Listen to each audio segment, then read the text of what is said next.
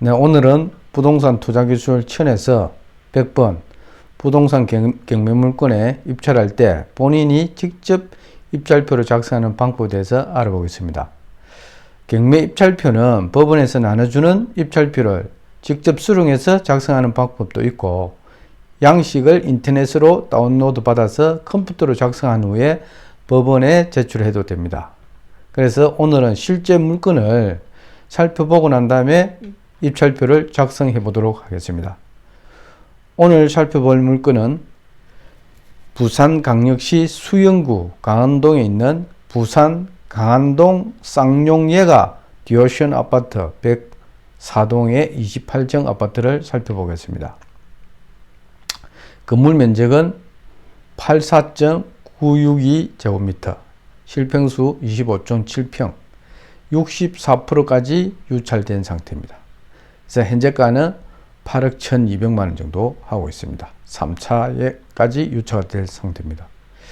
그리고 건물은 43층 중에 28층입니다. 사용승인은 2014년 11월 28일 날 났고, 실평수는 25.7평입니다. 지금 임차인 현황을 보면은 임차인이 없는 상태이기 때문에 전부 소유자가 점유하고 있습니다. 그래서 말소 기준 권리는 2015년 3월 6일 날 건재당으로 부산은행이 건재당 설정이 되어 있고 한 2억 7,800만 원 정도입니다.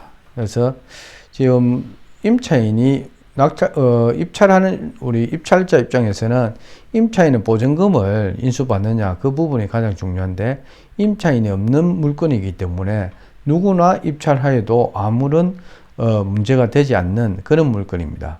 그러면은 지금 가격이 8억 1,200만 원이니까 실제 이제 입찰가를 한번 산정하는 자료를 한번 살펴보겠습니다.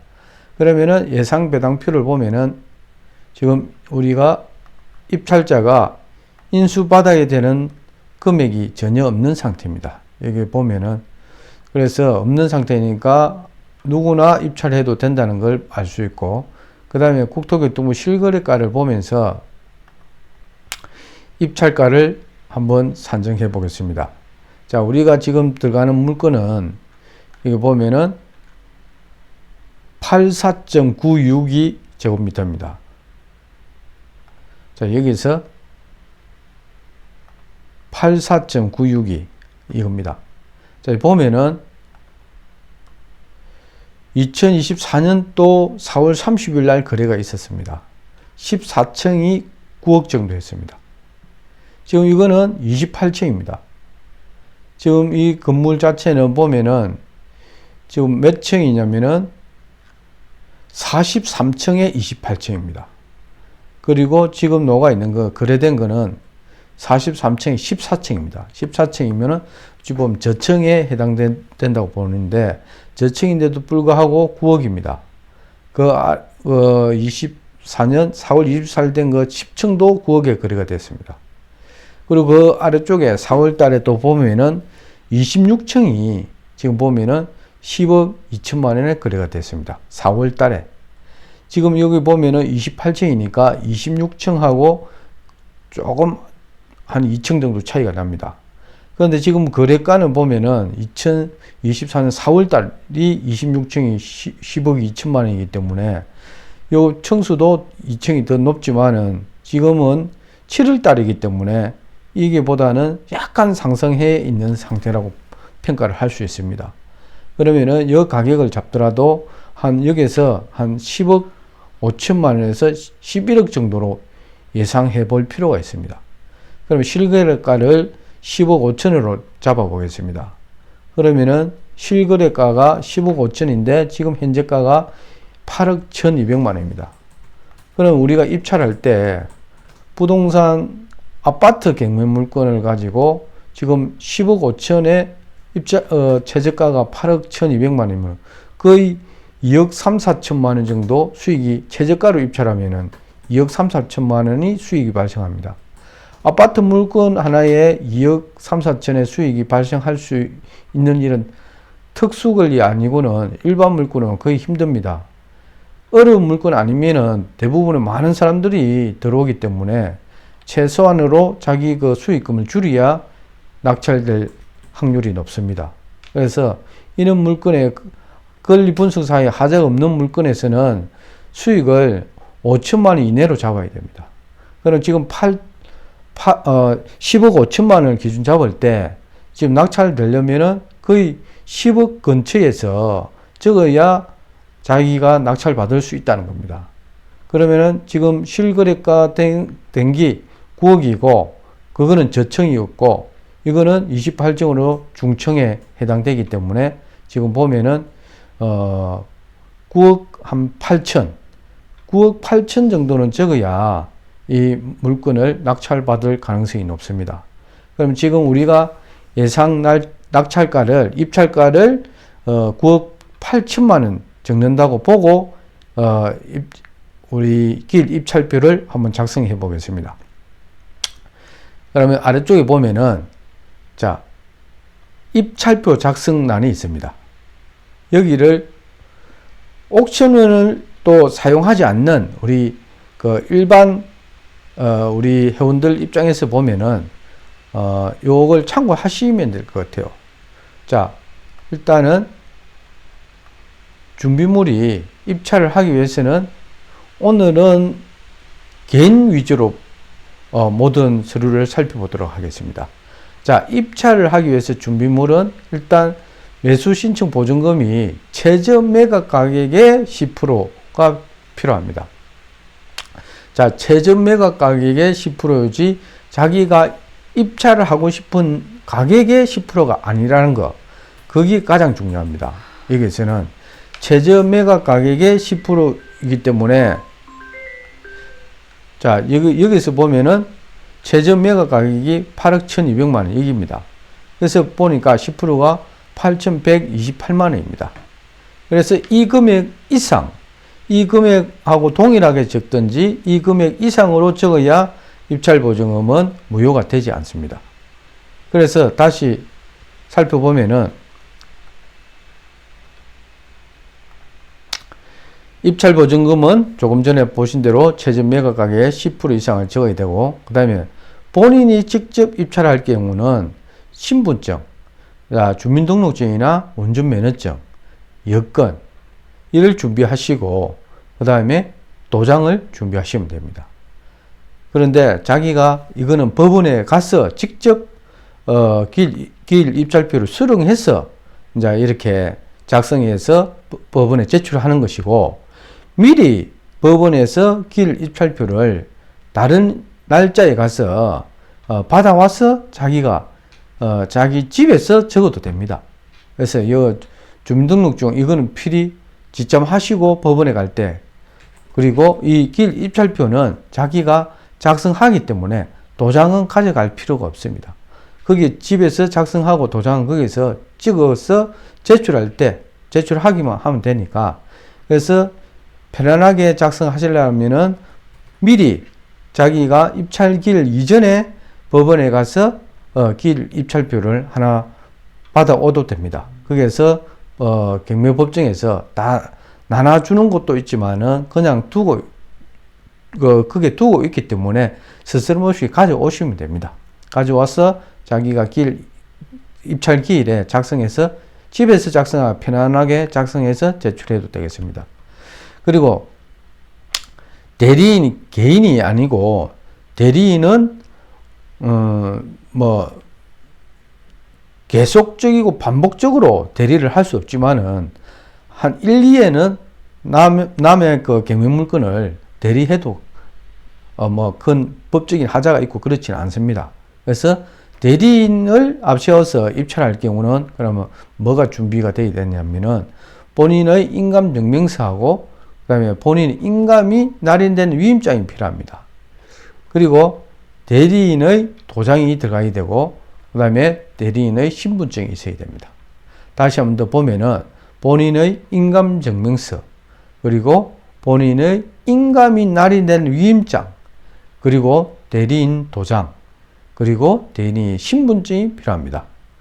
그래서 이 법인 같은 경우는 다음에 설명하기로 하고 개인이 갔을 때만 지금 살펴보고 자 넘어가도록 하겠습니다. 그리고 자 본인이 직접 참가하면은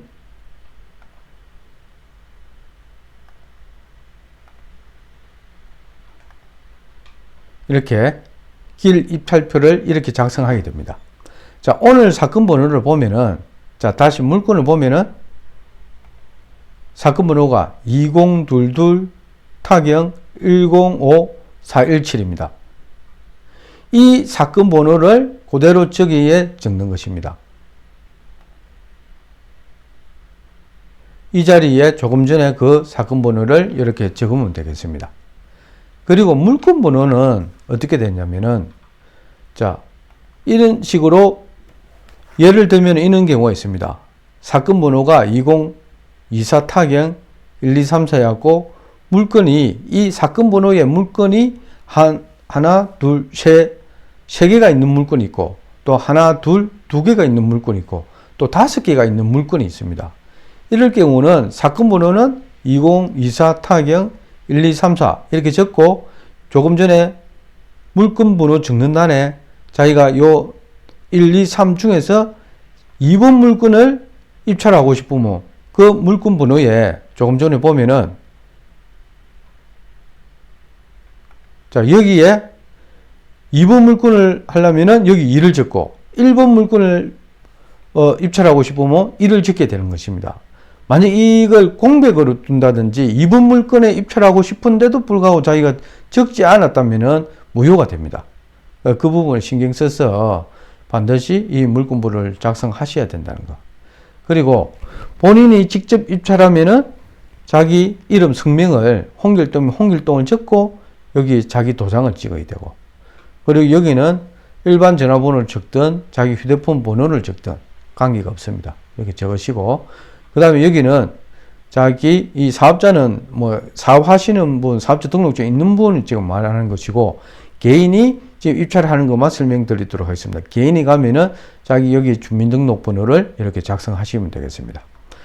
그래서 주소는 지금 주민등록상의 주소하고 자기가 실제 거주하고 있는 주소가 다를 경우는 주민등록상의 주소지를 지어야 됩니다. 이 부분도 중요합니다. 자기가 살고 있는 주소지가 아니고 주민등록상의 주소지를 적어야 된다는 거. 그리고 요게 입찰 가격인데, 이거 보면은, 자, 위에 아리바 숫자를 이렇게 적어야 됩니다. 그래서 실수하는 경우가 너무 긴장을 하다 보면은 요 동그라미를 한 개 더 적는 경우가 생깁니다. 그런 경우가 한 100건 중에 한 건 정도 생길 수 있습니다. 그래서 긴장 거는 부분을 생각하면은 집에서 적어갖고 제출하는 게 가장 좋을 수도 있습니다. 그래서 보면은 여기, 자, 1, 10, 100, 1000, 만, 10만, 100만, 1000만, 억, 10억, 100억, 1000억 이런 식으로 단위가 되어 있기 때문에 숫자 하나 잘못 적으면은 보증금 10%를 못 받습니다. 못 돌려받기 때문에 이런 부분은 아주 신경 써야 됩니다. 그리고 여기는 자기가 입찰 가격을 적는 데고, 여기는 최전 매각 가격의 여기 10% 보증금. 자, 보증금은 조금 전에 설명드린 대로 자기가 적고 싶은 입찰 가격의 10%가 아니고 최저 매각 가격의 10%와 동일하든지 안 그러면 그 금액 이상으로 주어야 됩니다. 그거 중요하다는 거. 입찰 가격의 10%가 아니고 최저 매각 가격의 10% 동일한 가격이나 그 이상으로 금액을 적어야 된다. 그렇게 알아두시면 되겠습니다. 그리고 요게 보증 제공은 보통 금액이 크면은 자기압 수표 한 장으로 뭐 3억이다, 5억이다, 뭐 5억 7천이다, 뭐 이렇게 되면은 자기압 수표 한 장으로 해결하는 게 좋습니다. 현금으로 하기에는 너무 집행관이 그 현금을 쉐어리고 있는 것도 시간적으로도 문제가 되고 하니까 자기압 수표를 준비하는 것이 가장 좋습니다. 그리고 이 부분은 입찰자가 나중에 폐찰되는 경우도 생길 수 있습니다. 그러면은 나중에 그 입찰표를 집행관한테 금융을 받고 그 입찰함에 제출하고 난 다음에 자기가 폐찰되고 나면은 다시 보증금하고 서류를 돌려받게 됩니다. 그때 자기가 이걸 확인받는 곳입니다. 요거는. 그리고 우리가 주의사항을 한번 살펴보면은, 자, 입찰표는 물건마다 별도 용지를 사용해야 된다는 거. 그리고 일괄 매각 시에는 한 매의 용지를 사용해라는 거. 그 다음에 한 사건에서 입찰 물건이 여러 개 있고 그 물건들이 개별적으로 입찰에 붙여지는 경우는 사건 번호 외에 물건 번호를 기재해라. 조금 전에 설명드렸죠. 사건 번호는 하나인데 입찰 물건이 여러 개일 때는 그 물건 번호를 5개까지 있으면 그럼 5번 물건을 자기가 입찰하고 싶으면은 사건 번호 옆에 물건 번호에 5번을 적어야 된다는 거. 그리고 3번 입찰자가 법인인 경우는 본인의 서명란에 법인의 명칭과 대표자 지 성명을 그리고 주민등록 번호란에는 입찰자가 개인인 경우에는 주민등록 번호를 적고 법인인 경우는 사업자 등록번호를 기재하고 대표자의 자격을 증명하는 서면, 법인 등기부 등본, 또 초본을 제출해야 된다. 이 부분. 그 다음에 주소는 주민등록상의 주소를, 그 다음에 법인은 등기부상의 본점 소재지를 기재해야 된다는 거. 신분 확인상 필요하니 주민등록증은 꼭 지참해 주셔야 된다는 거. 자, 위에서 설명드리는데 한 번 더 읽어보겠습니다. 입찰 가격은 수정할 수 없으므로 수정을 요할 때는 새 기일 입찰표를 작성하셔야 된다는 거. 그리고 대리인이 입찰할 때는 입찰자란에 본인과 대리인 인적사항 및 본인과 관계를 모두 기재하는 외에 본인의 위임장, 또 입찰표 뒷면에 있는 그 위임장은 입찰표 뒷면에 있습니다. 요 보시고 난 다음에 뒷면을 설명 한번 하도록 하겠습니다. 위임장과 인감증명서 제출해야 됩니다. 그리고 7번에 보면은 위임장과 인감증명서 및 자격증명서는 이 입찰표를 첨부를 하시면 됩니다. 그리고 일단 제출된 입찰표는 취소나 변경, 교환이 불가능하다는 거. 한번 제출하고 나면은 다시 변경하고 교환하는 게 어렵다는 거 잘 알고 계셔야 됩니다. 그리고 공동으로 입찰하는 경우, 자, 이거는 다음에 또 설명을 드리도록 하겠습니다. 오늘은 개인이 입찰할 때만 설명을 드리도록 하겠습니다. 자, 10번은 입찰자 본인 또는 대리인 누구나 보증을 반환받을 수 있다는 거. 요 부분입니다. 돈, 보증금 10% 낸 거 반환받을 수 있다는 그 이야기입니다. 그리고 보증 제공 방법에 조금 전에 설명드린 대로 현금이나 자기압 수표로 제출한다. 둘 중에 하나를 선택해서 제출하면 되겠습니다. 그리고 자, 뒷면을 살펴보면은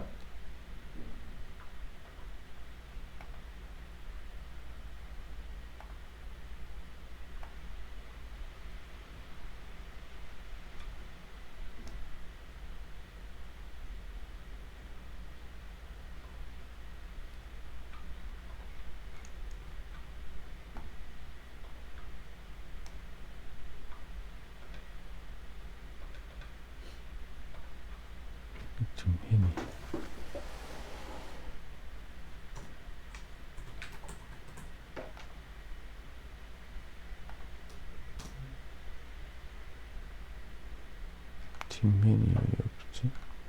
이쪽 뒷면을. 자, 저쪽에 뒷면이 없어요. 이 뒷면이 지금 이렇게 되어 있습니다. 저 위임장이 이렇게 되어 있고, 보면은, 자, 개인이 왔을 때는 조금 전에 보신 대로, 자, 개인이 왔을 때는 기일 입찰표 전면만 작성하시면 되겠습니다.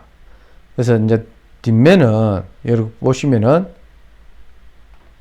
좀 이렇게 대리인 작성이 있고, 자, 이는 대리인이 선임됐을 때 이렇게 이제 뒷면이 좀 필요한 부분이고, 자기가 전면의 이 부분만 자기가 직접 할 때는 입찰표만 작성하시면 되겠습니다.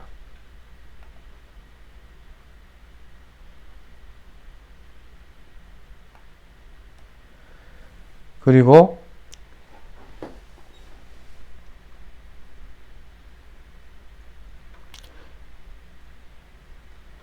다 작성하시고 난 다음에 자, 다른 내용을 한번 살펴보시면은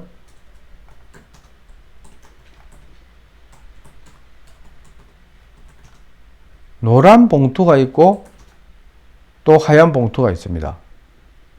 이 하얀 봉투는 보증금 봉투입니다.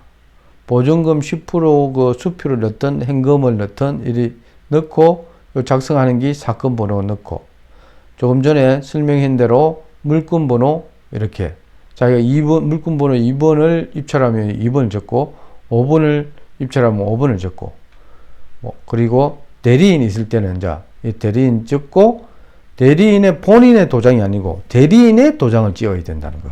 이거 분명히 중요합니다. 그리고 여기 보면은 대리인의 도장을 이렇게 다 찍어야 된다는 거. 대리인이 있을 때. 그리고 요거 입찰 봉투에 이제 요 보증금 봉투를 지금 요 봉투에 요렇게 넣게 됩니다. 그리고 넣고 요 작성하는 거는 보면은 본인이 있을 때는 대리인 나는 적을 필요가 없겠죠. 대리인 있을 때만 이제 이렇게 적는 겁니다. 그리고 본인 적고, 그 다음에 대리인 있을 때는 또 대리인 도장 찍고, 본인이 직접 갔을 때는 본인 도장 찍고, 자, 이렇게 하시면 되고, 그 다음에 여기도 보면은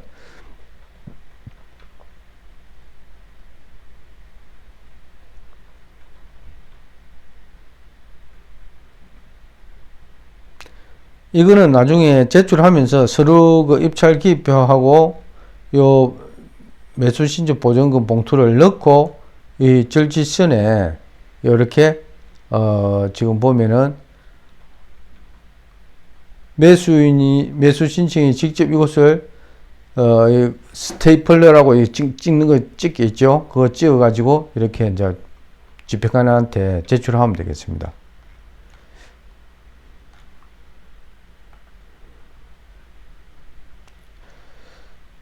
자, 오늘은 여기까지 살펴보고 마치고 다음 시간에는 대리인이 입찰할 때 어떻게 작성하는지 한번 살펴보도록 하겠습니다. 네, 감사합니다.